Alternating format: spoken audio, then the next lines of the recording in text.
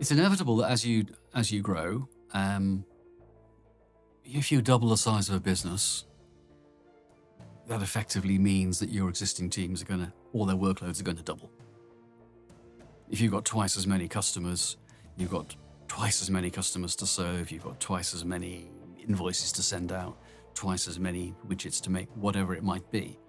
So the reality of growth is that every function in the business also has to grow, which means the teams have to grow. And therefore, each team is going to double in size.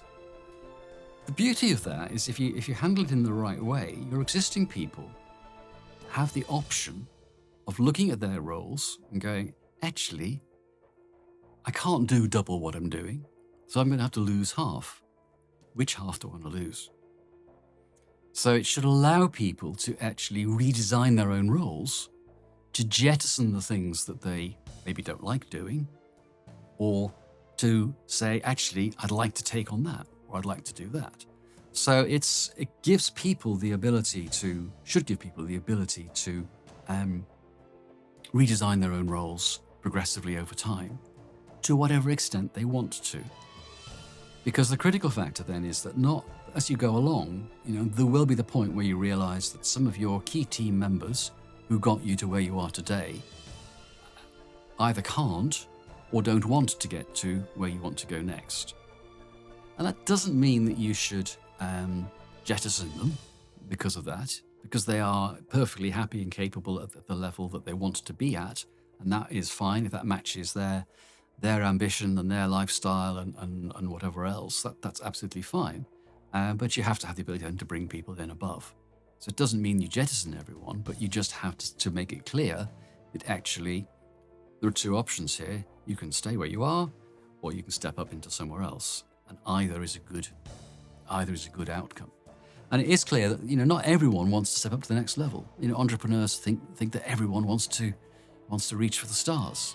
No, some people are perfectly comfortable and happy and valid in everything they do, and valued in everything they do, and staying at a particular level. Not everyone wants to be an entrepreneur.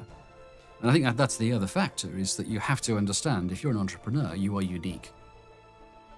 There is only likely to be one entrepreneur in the business, and that's you. And therefore, the rest of your team will not behave like an entrepreneur. That's not how they're wired. That's not why they're in your organization. And so understanding what their issues and their requirements are is really important. I think teams need to have clarity on where you're going and what your objectives are. And they need to have clarity on what the implications of that for them are. Because no one wants to just work twice as hard for the sake of fulfilling your dream. There has to be some other factor that comes into this that makes them either want to stretch further or stay in their current role. Ultimately, this has to be a planned and deliberate process. If your resource levels are going to change, how are you going to bring in new people? How are you going to onboard them successfully to make sure that they take and help you take your business forwards? And how do these roles need to change and evolve over time?